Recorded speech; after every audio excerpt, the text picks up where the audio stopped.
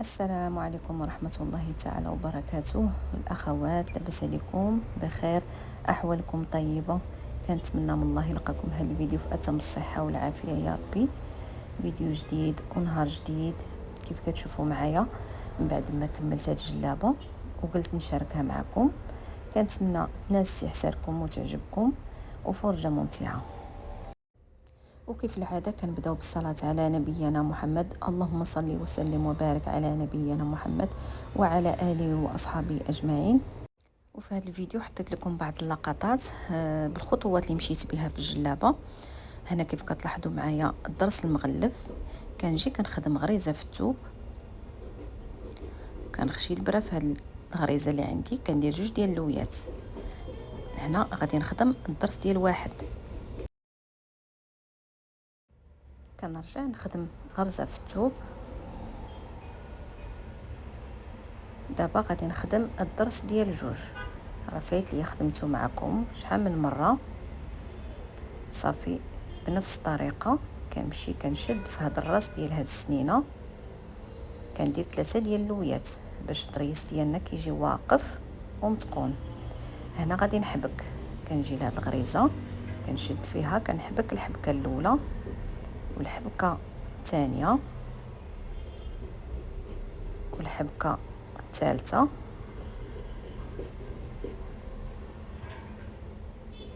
والحبكه الرابعه. صافي انا كنخدم وكنزير في الخدمه وكنرجع نخدم غريزه في الثوب، كنخدم الغريزه الثانيه هي فاش كنبدا الضريس. صافي غادي نمشي بنفس الخطوات، كنخدم الضريس ديال واحد من بعد الضرس ديال جوج. صافي وكنغلف. الطريقه راه ساهله وواضحه في الفيديو.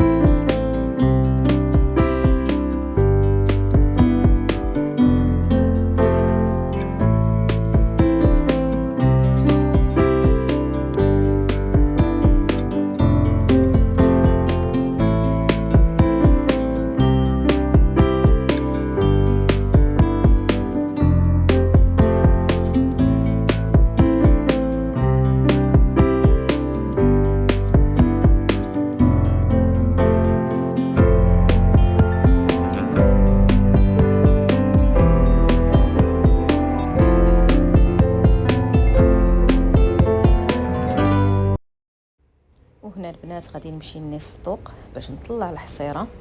هنا اول خطوه كنبداها بغرزه وحده، من بعد كنبقى نزيد الغرز من الجنب، يعني كنزيد غرزه من التحت وغرزه من الفوق حتى كنحصل على العدد الغرز اللي بغيت. هادشي من بعد ما كنكون قديت النصف طوق ديالي، يعني شديت العبار اللي انا محتاجه، تيكون ما بين 36 و 42 سنتيم على حسب الطول ديال السيده. شوفوا البنات، هنايا بالنسبه اللي مهتمه وباغا الطريقه ديال الخدمه بالتفصيل راه كاينه عندي في القناه من البدايه حتى النهايه. انا هنا غير كنختصر لكم باش ما يجيناش الفيديو طويل، حيت هاد الخطوات كاملين ديال الحصيره فايت ليا خدمتها معكم عندي في القناه، يعني من البدايه حتى النهايه.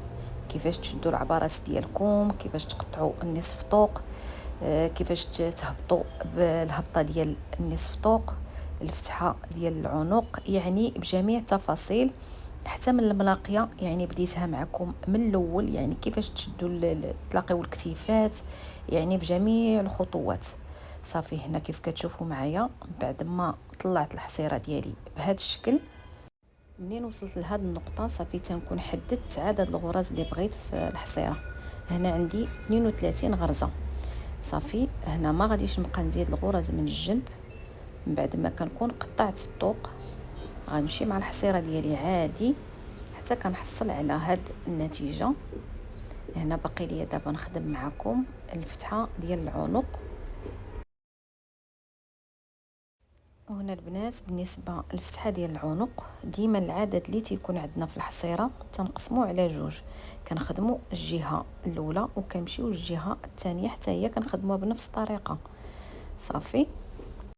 وهنا بالنسبه للبنات اللي غادي يسولوني على شحال من شعره باش خدمت، انا هنا خدمت على 3 ديال الشعرات، ولكن هذا الحرير المبروم تيكون رقيق، وفي نفس الوقت ملي كنبرمو كنعاود نتيريه باش كتجيني الخدمه رقيقه بحال الا خدمها على 2 ديال الشعرات.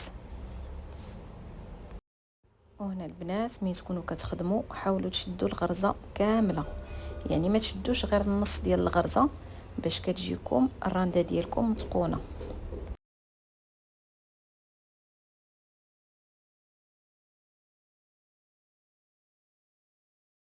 صافي هنايا من بعد ما طلعت مع الغرز حتى وصلت للنصف ديال الحصيره، دابا غادي نرجع عاوتاني مع هاد الغرز كاملين حتى كنوصل للثوب. صافي وكنستمر في الخدمه ديالي حتى كتبقى ليا سنتيم ديال لوغلي.